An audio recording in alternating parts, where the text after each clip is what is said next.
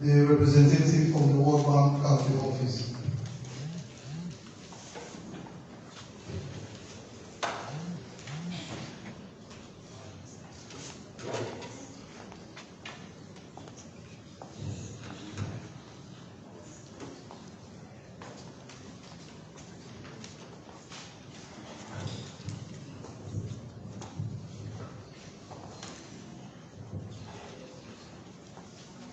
The Deputy Minister of Communications, Technology and Innovation.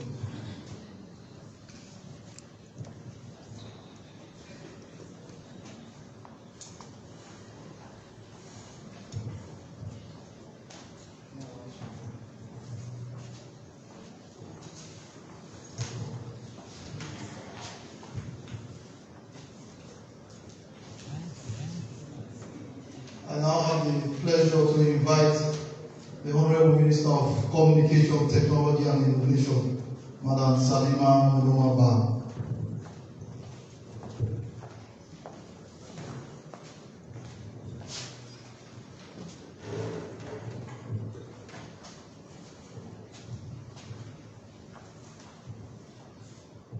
With the leave of the high table, I want to ask all of us to observe individual silent prayers in our own individual ways.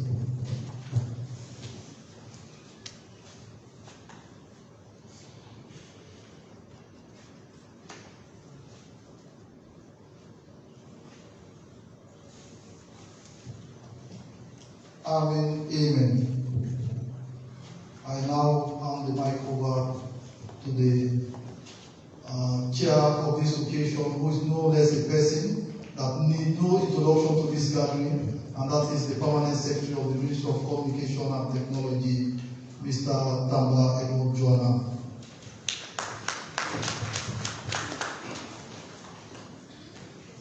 Thank you very much. Good morning, everyone. Good morning. Wow. It's just Thursday. Tomorrow will be Friday, but I'm not seeing any excitement. Good morning, everyone. Good morning. That's great. So we are all alive. Thank you very much. Madam Minister of Communications, Technology and Innovation, the Deputy Minister, the representative of the World Bank, the President, the representative of the Ministry of Finance, stakeholders from various institutions, individuals from the private sector, the press, distinguished ladies and gentlemen. Let me take this opportunity to welcome you to this stakeholder engagement workshop, a workshop that has been long overdue, but at the same time, we're glad to have you all here to be able to understand what this project is all about and how we, as stakeholders, will be able to collaborate to ensure that this project is implemented to its fullest. As the ministry in charge of this project, a $50 million project with broad mandates of expanding broadband connectivity, enhancing digital skills, and giving government the gravitas to deliver services digitally. We want to ensure that this project is implemented to its fullest, bringing on board equity, inclusivity, and laying the basis for job creation, digital transformation, and sustainable development. Like I've said before, and I'd like to reiterate it here, this is a new ministry to a great extent, with new leadership, dynamic leadership, young leadership,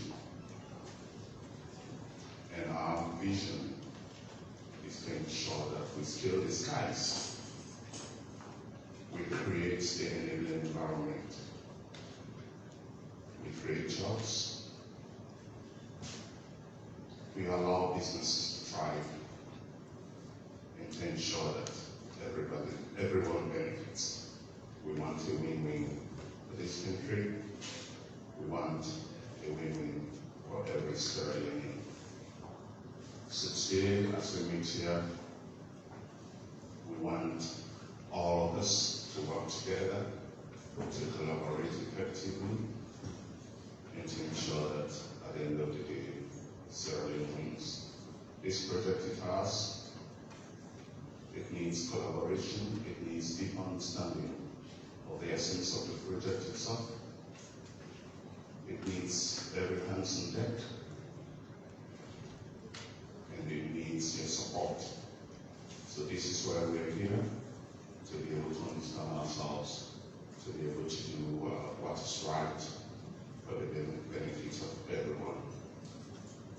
So having said that, because we have about 3 or 4 people lined up to make statements, I won't say much, but to welcome you again and to request that all of us work together to make this project a successful project.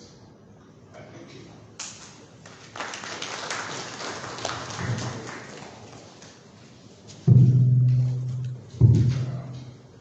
As chair, I would now like to invite our first speaker, the representative from the Ministry of Finance, to make his statement.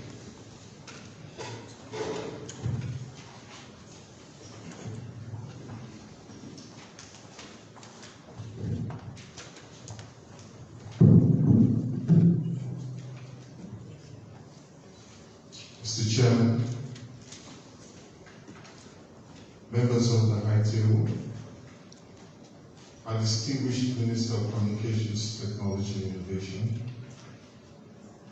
all ministers and deputy ministers here present, members of Parliament here present, development partners, members of the diplomatic corps here present, the Fourth Estate, distinguished ladies and gentlemen, good morning. I'd like to stand on all existing protocols. My name is Stephen Junjo, and I'm here to give a small note on behalf of the Ministry of Finance. The Minister of Finance and the Financial Secretary sent us sincere apologies. They are unavoidably absent due to other official duties. Ladies and gentlemen, the world is changing. Humanity has progressed from the Stone Age through the Industrial Age. We now live in an information age. This has all been down to advances in technology and science, or advances in science and technology, and the willingness of us as individuals to innovate. Our traditional paradigms around education, agriculture, health have all changed. There has always been a way of doing things that are drastically changing now due to the intervention of ICTs, digital technologies, and, to top it all, digital transformation.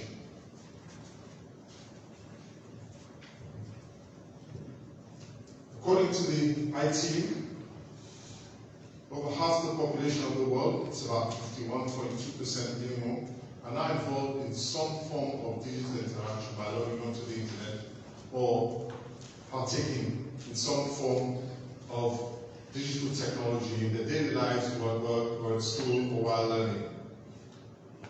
In Africa, the GSMA believes that of the 1.4 billion people, right, 20% of that is between the ages of 16 and 24,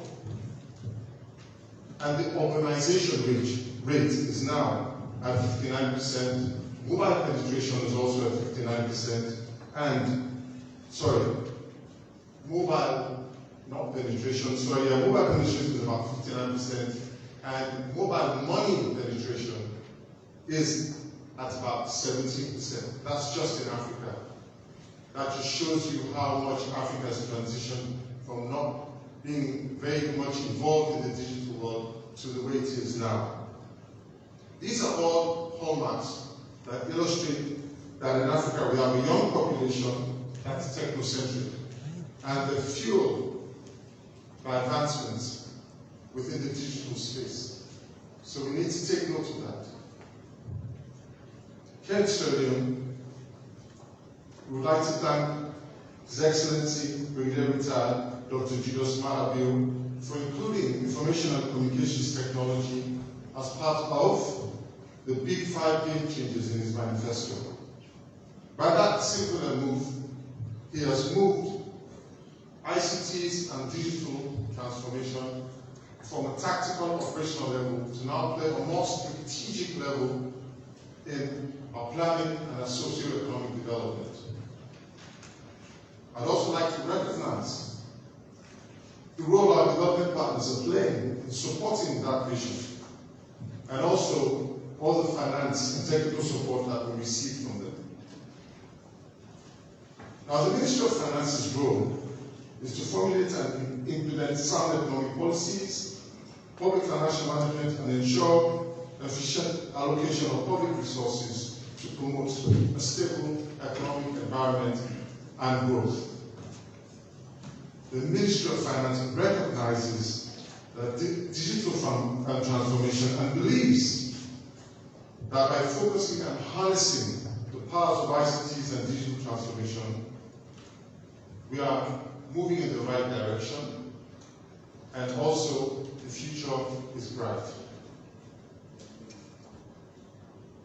The Ministry of Finance believes that this will serve as a critical element in developing our digital economy. Consequently, over the last decade, the Ministry of Finance has invested and supported other government institutions and MBAs, and even the public sector, in various ICT interventions to automate their processes, boost productivity, and deliver services more efficiently and cost-effectively. Various mission-critical systems have been implemented across government. The IFMIS has received an upgrade. It's now called GRP7. Of course, there's the Terminus 24 at the Bank of Sierra Leone. The national switch is in its far progressed, and it's a very advanced stage. You have Asikuda, World, and the Integrated Tax Administration System at the NRA, and National Civil Registration. These are all mission-critical systems that form elements in developing a digital economy. Ladies and gentlemen, with the inception of the Digital Transformation Project under the Ministry of Communications, Technology and Innovation, the stage is now set. We must now work as a collective to constructively harness the powers of digital transformation for the benefit of Sierra Leone. We need to consolidate our efforts. We need to bridge the digital divide, make as much effort as we can in bridging that divide. We also need to increase our digital literacy, financial inclusion, digital financial services. We need to develop our digital governance. We also need to deepen the availability and accessibility of digital devices and resources. It's extremely important. We have a very young population, and we have vibrant institutions, so we need to focus our energies in these directions. The Ministry of Finance, generally speaking, has a positive outlook on the interventions the Digital Transformation Project under the leadership of MOPSI intends to carry out during the tenure of the project. And the Ministry of Finance intends to do all within its power to support the ministry, that is MOPSI, and also the projects to ensure that we all work together in a collective manner to harness that potential for all our benefits. of His Excellency Brigadier Retired Dr. Julius Malabio and the leadership at MOPTI, and all of our collaborative efforts, we are confident that we can make significant strides in developing our digital economy and for our socio-economic benefits for all our people. Ladies and gentlemen, we have work to do, but we are confident that collectively we can all rise to the occasion and definitely believe that the DTP will be a success. I thank you all for listening and have a pleasant day.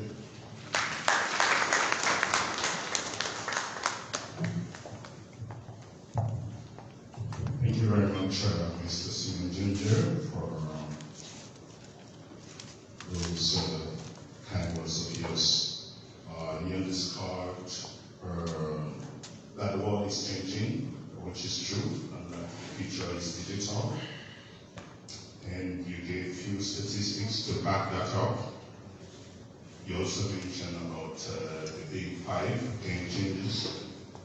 And of course, under the Big Five, technology and infrastructure is at the bottom rung, but it is the pillar on which the other four rests, and that is very important and key to the success of the Big Five changes.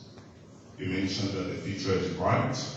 I agree with you, and you are giving few instances of the work you're doing, like the transformation within the Ministry of Finance, such as asset registration, and so many other things. We only hope that the ministry will work harder to ensure that we don't spend 5 or 20 minutes of our 20% of our work time going to the ministry to see that our budget is ensured and that our allocation is transferred to the ministry or to the AG and to the Bank of Sierra Leone. I hope there will be a transformation in the department. Thank you very much.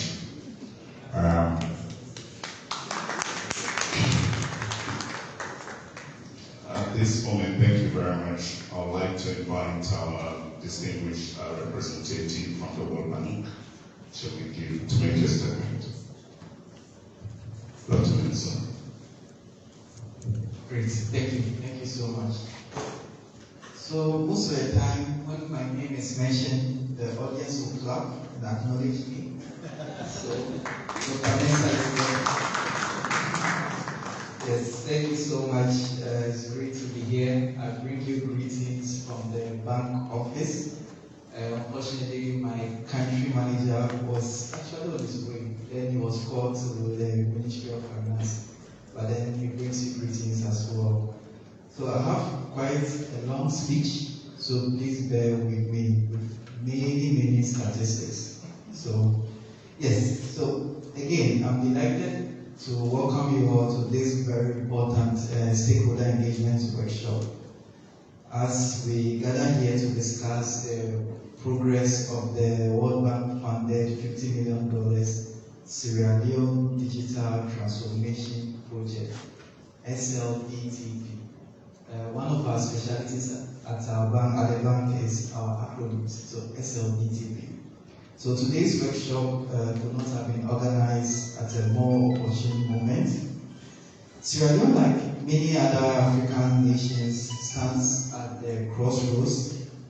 The global economy is undergoing a profound transformation with data technologies changing the way we live, work, and interact.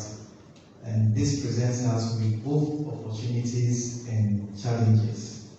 Now, in the last decade, the digital economy has grown 2.5 times faster, now constituting more than 15% of the global GDP. Sierra Leone cannot be left behind. In fact, we can't afford it. In today's interconnected world, digitalization is not just a luxury, but a necessity for economic growth and social development and global competitiveness. Okay, So our presence here today really reflects our collective recognition of the profound impact that digitalization can have on the nation's development in Sierra Leone. We are here today to do three things. First is to look at the progress of the project, identify the challenges, and then also explore new avenues for growth and innovation. The journey has begun, and I call upon all stakeholders here today to join hands and embrace the change. Let us strive for a future where every citizen of Sierra Leone has the chance to thrive in the digital economy. So now, let's look at the World Bank support. So we are very much committed to the realization of digital economies through a continental level initiative we call the Digital Economy for Africa Initiative. And we highly commend the government of Sierra Leone for the inclusion of digital innovation sector in the Big Five, and for positioning digital technologies as an enabler to the other pillars. This is the junction where you clap and say, nice. This is nice and say, thank you. Let's proceed. So the ICT environment in Sierra Leone is emerging, and it's critical that areas of broadband access, human capacity and digital skills, online safety and privacy, and others are all looked into and make sure that we develop it very well. However, we have some worrying statistics. 32.4% of the population have access to mobile broadband internet, which is low, and our affordability still remains an issue. Services are quite high. And then also, when you look at the recent UN e-Government Development Index, that is from 2022, Sierra Leone is ranked 185 out of 193 countries.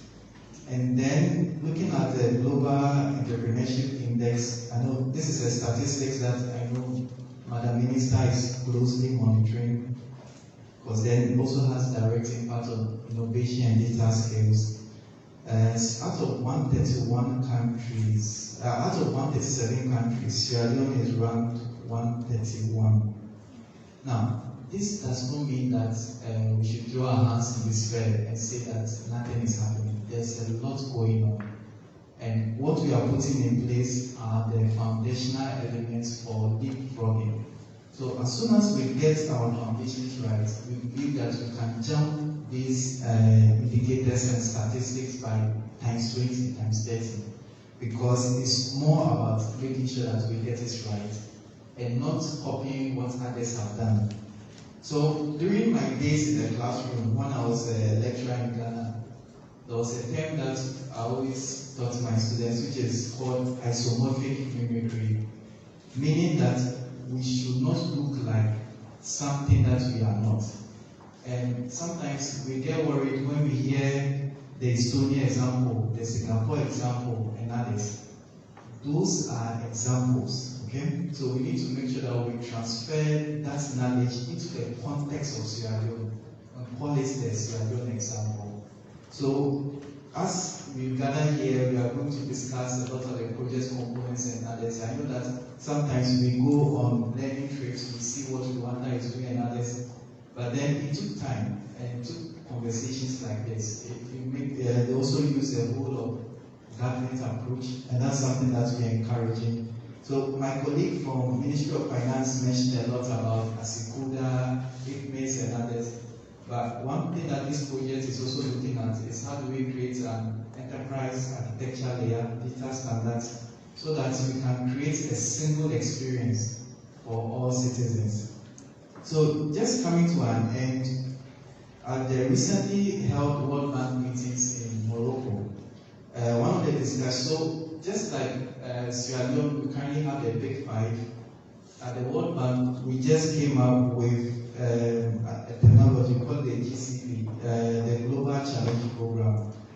And the plan is to accelerate the digital transformation of 100 countries through DPI, which is digital public infrastructure. And the digital public infrastructure, it covers three main things: digital ID, data exchange, and then also digital payments. Now, these three are what we see as a enablers. Now, in conclusion, digital transformation requires collaboration and a concerted efforts from all stakeholders. This is a way to get most of the digital opportunities rather than repeat the risk of fragmentation and redundancy. We look forward to active engagement with you all in the various activities under the $50 million Sierra Digital Transformation Project. And we wish everyone here a very enriching and fruitful workshop. Thank you very much.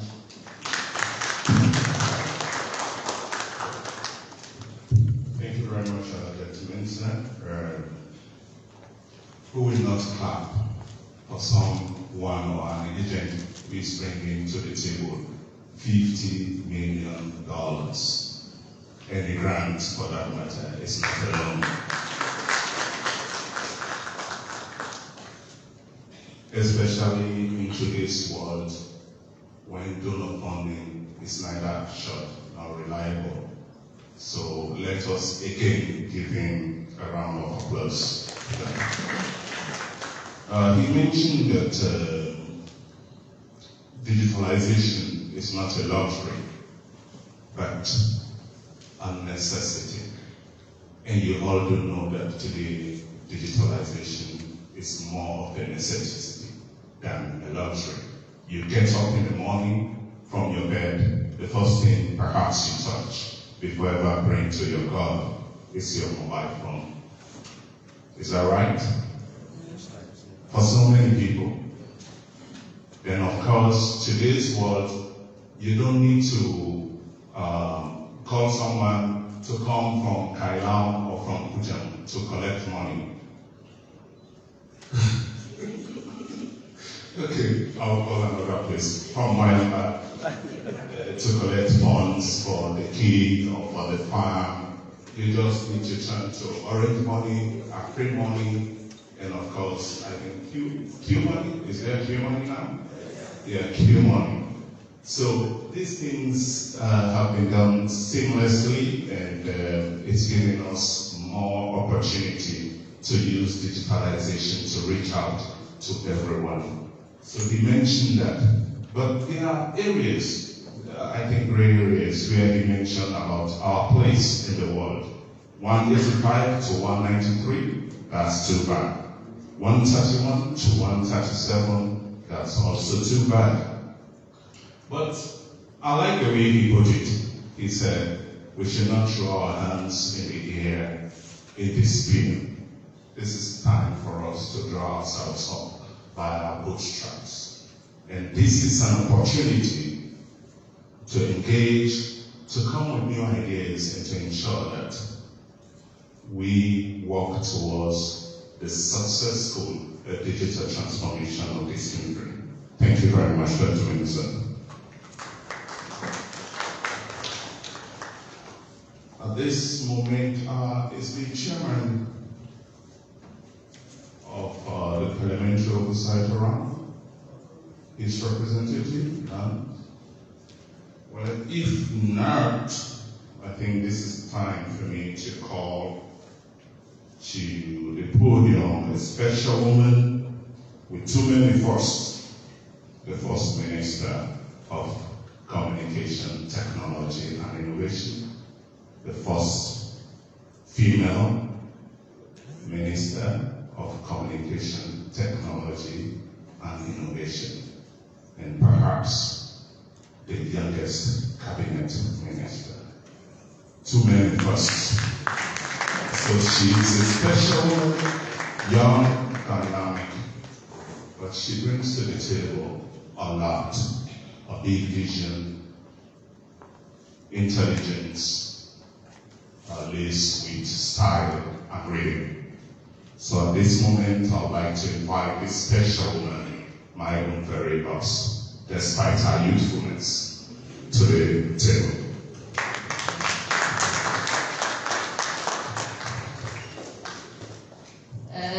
Thank you. Good morning, They say technology and digital transformation is a young people's game. So I think His Excellency made no mistake in going for the youngest person he could find who would lead these mandates. But anyway, let me start by saying to the Deputy Minister of Communication, Development and Innovation, to the Permanent Secretary, Mr. Jojo from the Ministry of Finance, representative from the World Bank, senior government officials, all stakeholders present, our partners at the private sector. Good morning, everybody. I want to first of all thank you for honoring our invite to be here today. I think it shows, to see the room full, I think it's a testament of your understanding in terms of the vital role this project is going to play in our development. And I want to thank you for attending. We all know sometimes we call these engagements and we don't have the representation in the room. So I'm really grateful to look around and see. I think all the seats are occupied, so I want to thank you for doing that this morning. I know you all have your work schedules and agendas, but you thought it was important to be here for this. So we're grateful for that. I was going to talk about how important technology is to our current, the new age, but I really think Mr. Jojo has really done a great, amazing job in terms of Mr. Jojo and Dr. Mensah from World Bank have done an amazing job about laying out the importance of technology in our modern day.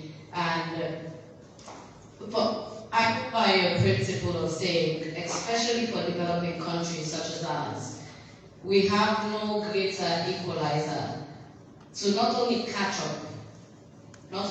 up, but to accelerate and go ahead of some of the more developed countries. So for any country right now who does not prioritize technology, innovation, and digital transformation as key to its development agenda, I think you're putting yourself 100 years back to where you need to be. So I cannot overstate the importance that this plays in our future society, in our future economy, and in our future development. If we look across the world, countries who are in the position that they're in and how they've been able to get there, it's through digital transformation. And I think there's another thing to understand with this and why it is important, especially for developing countries, to prioritize this. And when I made the joke again, I do take it seriously that technology innovation is done by the young population. Africa has the youngest youth population. That means we have the demographic advantage. The only way we take advantage of that is we have to invest in these sectors. Because if not, what happens? The other countries who don't have the demographic advantage end up being the leaders in this space, and then we end up being customers, when it should be the other way around. Because we have the demographic advantage, we should be the drivers, and they should be our customers. So, again, we cannot overstate why this is important. But in saying that, I would like to then drive it home in the Sierra Leone context and where we are within that journey. I think it was said that this is a new ministry, especially with the added mandate of technology and innovation. But the vision and the agenda is not new for this administration of His Excellency the President.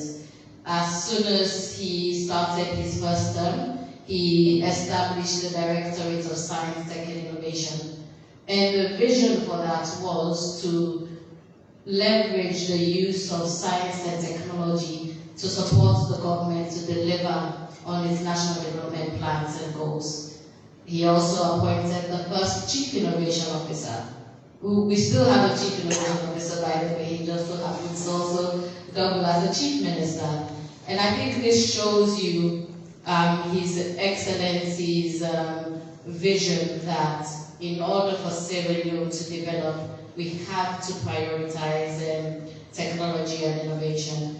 And throughout that time, the work DSDI has done, the work the ministry has also done, we've seen the massive gains that we've made and the strides that we've made with technology in terms of regulatory space. We've seen the implementation of the National Innovation and Digital Strategy, the National Digital Development Policy, cyber crime legislation. We're in the process of doing a data protection bill. So within the regulatory space, we've made a lot of gains.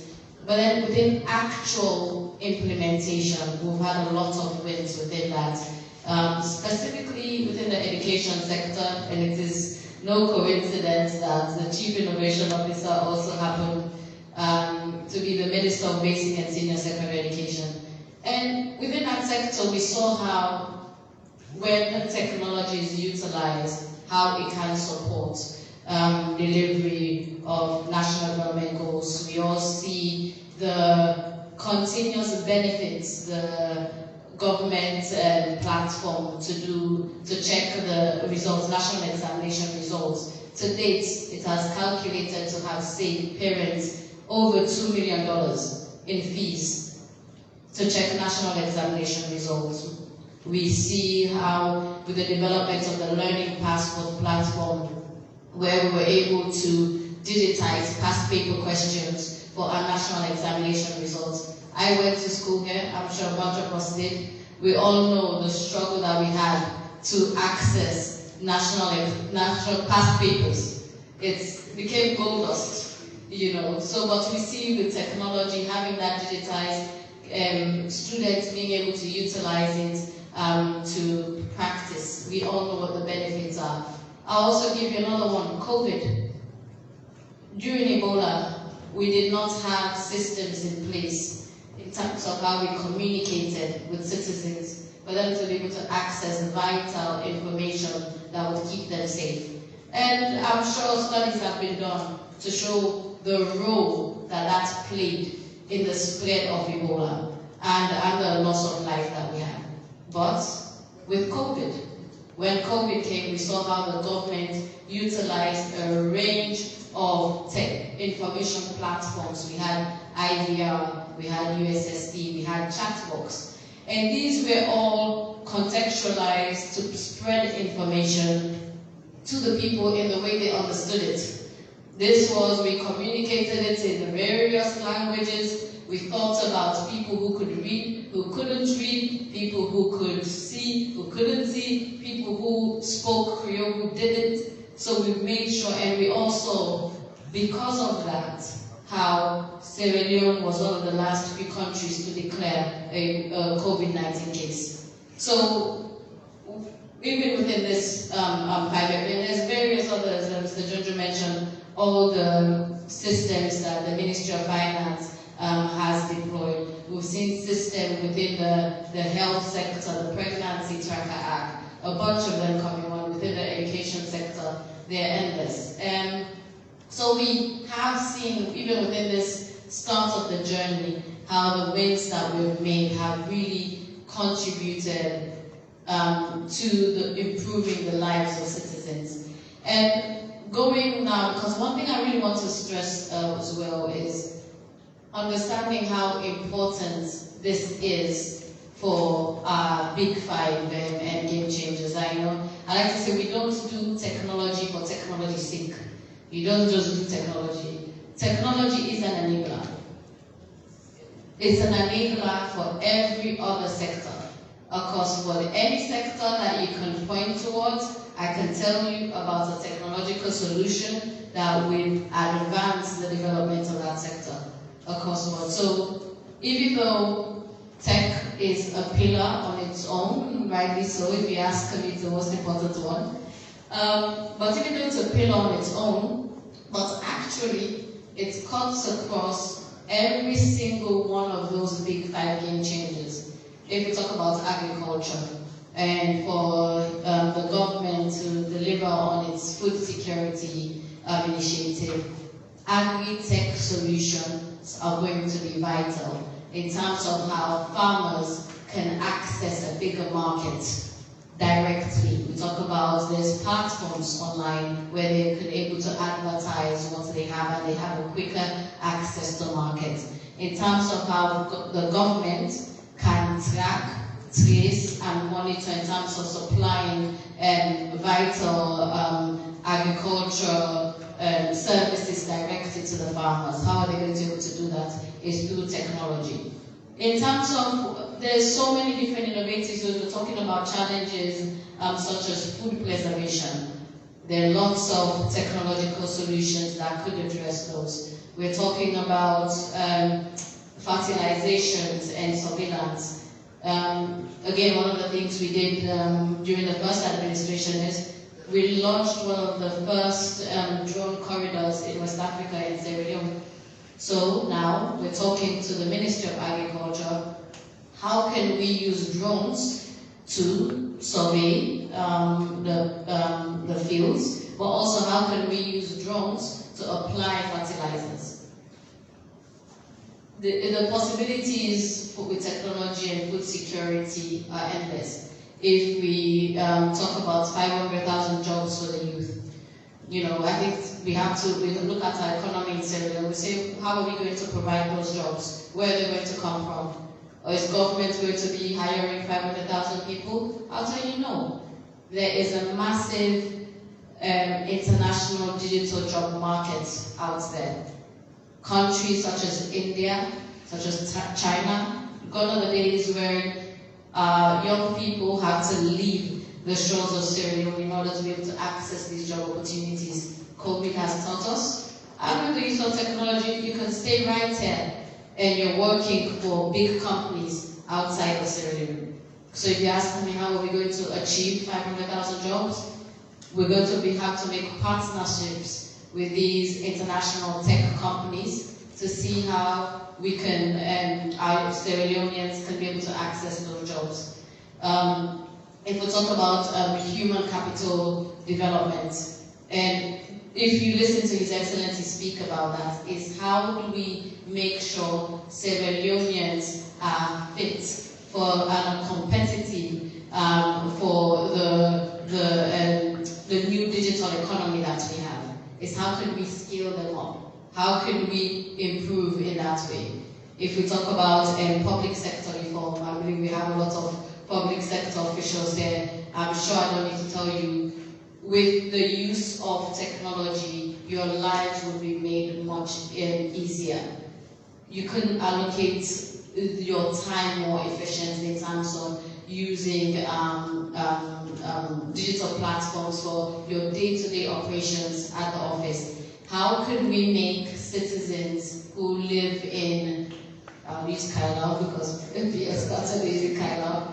How can we make citizens who live in Kailau do not have to travel all the way to Freetown just to access basic government services?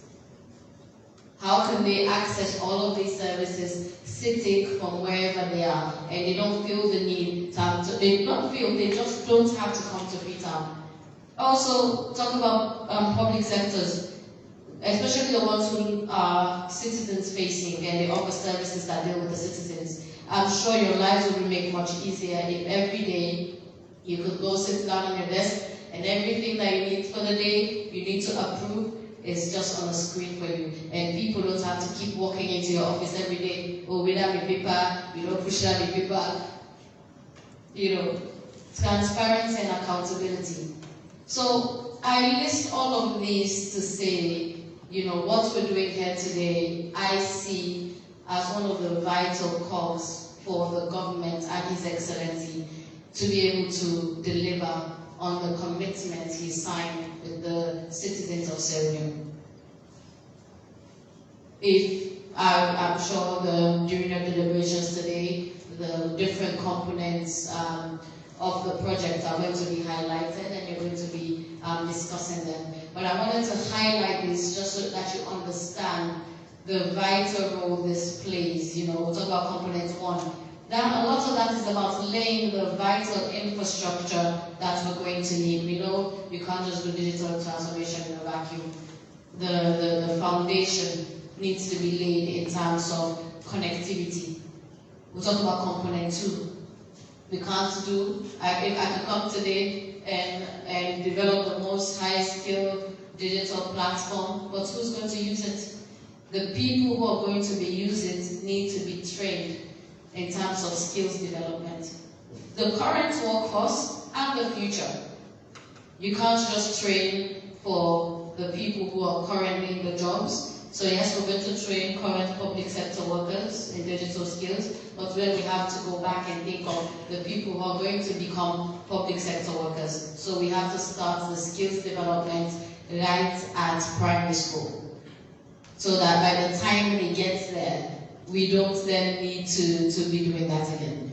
So, and then we talk about component 3, which is where the actual digital development is going to be happening. So I'll ask, you know, as we go ahead today and we deliberate, we really take it on board that, you know, what we're doing here today is absolutely vital. And speaking about resources, we all know government, there's a lot of resource strains all over the place, but, you know, I would also actually acknowledge the work that my predecessor did, because, you know, I'm very lucky. One of the lucky ones. I came into a ministry and I inherited this. And so I'm extremely grateful for all the work he did. I'm extremely grateful to the World Bank for their support in offering this grant support to enable us to do this. You know. But then I also would like to express gratitude to the Project Coordination Unit and by Mr. Jamal for the amazing work that they've done so far in terms of establishing and setting up the team and the groundwork for this project. But I would want to state and assure you and of my commitment that, you know, we know that it's been slow, slightly in terms of implementation, and I think a lot of it has been due to circumstances outside of our control. We all know in June and July we were preoccupied with important matters. But come next year, it is going to be full force implementation. We're working on, and this is why this engagement is vitally important, because we're currently working on our work plan for next year.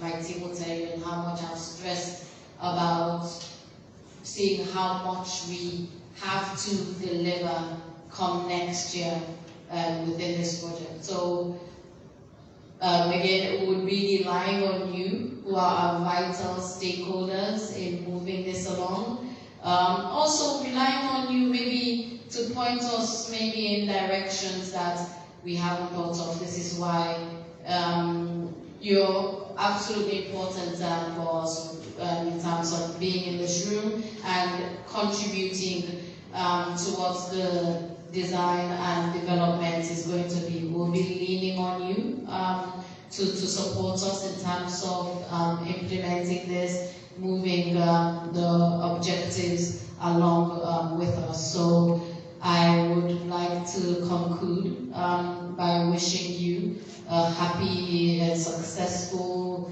and friendly deliberations. I look forward to seeing the report, reading the report from these deliberations and seeing what we can what we're going to be including as part of our priority areas within this project. And also like to say, you know, I have a very open door policy at the ministry. So if anybody feels as if there's an important element that you think will absolutely missed out, please feel free to come knock on my door and we'll definitely engage. I want to thank all of you.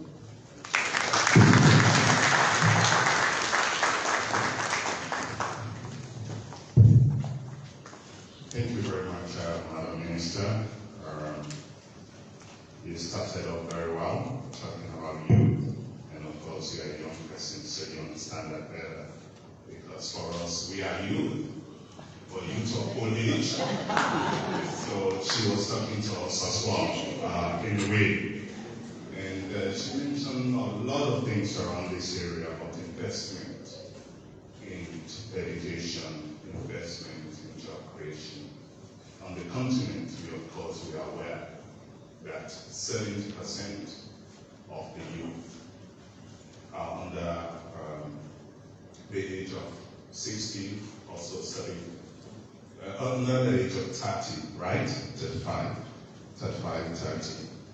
And because of that, we need to invest a lot in that area to create jobs, because even when we are talking about investment, 70% of these people live in the informal sector, in the rural areas and in the slums. So we need to do more investment in those areas. On digitalization, she mentioned about digital solution, how that could be used in disaster management. She mentioned Ebola and of course COVID. And we realized that during the Ebola period, we had so many difficulties in putting things together because one, Ebola took us unawares. But once we realized the pitfalls we were heading up for, we started putting things together. And to some extent, COVID response benefited a lot from Ebola because of the solutions that were put forward. So we had little difficulties in dealing with, Corona. She also mentioned about technology being an enabler, and she mentioned about how we could use technology for agriculture, for food production, fertilization, surveillance, market access, and of course, using drone technology to reach out for, if you want to, pesticide, those other things that could be used for drone technology, how you could use all those things to benefit the farmers. In terms of competitiveness, of course, if you don't train the people for the job, for the global market, it will be useless. Because, of course, the market here perhaps is saturated, but you want to reach out so that your people benefit. And they have to have the education, they have to have the skill set to be able to compete effectively globally. And those are the areas we are looking at closely, and we hope that we'll be able to do a lot in that area. Of course, she ended up talking about you are vital stakeholders, and being stakeholders, we have to work together. We need to collaborate, we need to understand this project, we need to implement it to its fullest. I mentioned earlier that equity, inclusivity, and laying the basis for sustainable growth and development. These are things that we should be looking at, and we want you during this workshop to work together to come with brilliant ideas. Of course, my minister has an open door policy, there's no doubt about it. And I hope you'll be able to use this invitation that she's giving you to reach out to her, and if there's any new idea, throw that out. I must commend Madam Minister because she likes to talk out of script. And this makes me not to be writing speeches or my team writing, so I'm so happy about that. So Madam, keep it up. And thank you very much. So we have come to the end of this first session. The next session will take place after the coffee break. But there's something here in between that is a group photo. So I'd like to invite Madam Minister and team on the high table to have the first function. Then after that, we'll invite the rest of the stakeholders to join us in having the rest.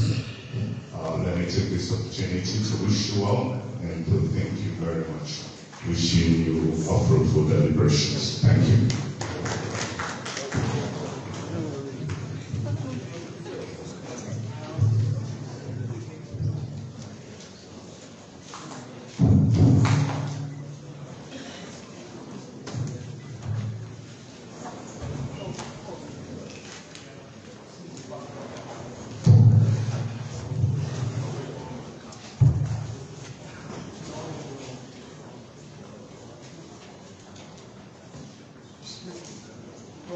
Dead.